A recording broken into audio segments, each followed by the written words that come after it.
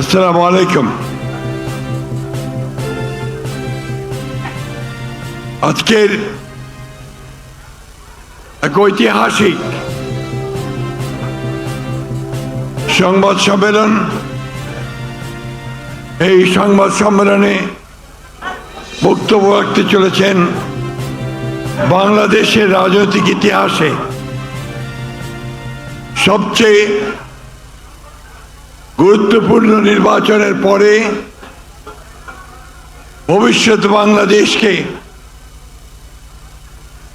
গণতান্ত্রিকভাবে এবং অর্থনৈতিকভাবে কিভাবে তার উত্তরণ ঘটবে এবং এই নির্বাচন সম্পর্কে আমাদের ভবিষ্যৎ প্রধানমন্ত্রী, যিনি বিপুল ভোটে জনগণের ম্যান্ডেট লাভ করেছেন আগামী নির্বাচন দেশকে শাসন করবার জন্য, পরিচালনা করবার জন্য, আজকে এক দীর্ঘ সংগ্রামের পরে বাংলাদেশ জাতীয়তাবাদী দলের প্রায় ৬০ লক্ষ নেতাকর্মীর বিরুদ্ধে মামলা, ২০,০০০ নেতাকর্মীকে হত্যা, প্রায় ১৭০০ নেতাকর্মীকে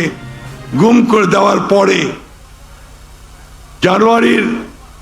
২৪ জুলাই এবং আগস্টে প্রায় ২,০০০ ছাত্র,